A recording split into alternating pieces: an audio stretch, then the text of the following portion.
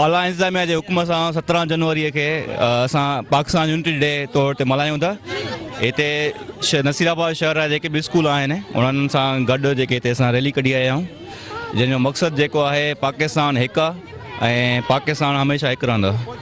17 जनवरी ते पाकिस्तान डे मल्हाए रहिया आहियूं। उन में सभु उस्ताद हेडमास्टर साहिबान ऐं असांजा जेके भी स्कूल जा ॿार आहिनि, असां इहो पैगाम ॾियणु चाहियूं था दुनिया वारनि खे त पाकिस्तानी असां हिकु आहियूं।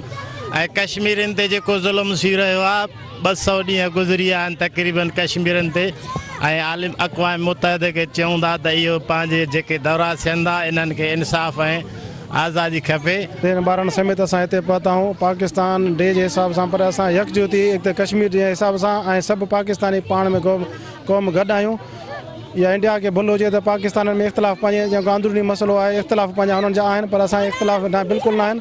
असां सभु हिकु आहे, हिकु यूनिटी आहे, पाकिस्तान क़ौम हिकु आहे। पाकिस्तानी सभु हिकु आहियूं, असां में को फ़र्क़ु कान्हे को। पाकिस्तान सां हर कुले में नंढा वॾा सभु साथ आहे ऐं जीए पाकिस्तान।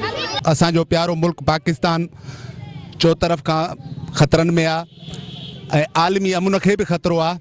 उन जे लाइ असां पंहिंजी पाक आर्मी खे इहो यकीन था ॾियारियूं त असांजा सभु ॿार ॿुढा पोड़ा सभु शहरी पंहिंजी पाक आर्मी सां गॾु आहिनि ऐं इंशाअल्लाह असां उन्हनि सां गॾु सरहदुनि ते कुल्हो कुल्हे में मिलाए लड़ंदासीं।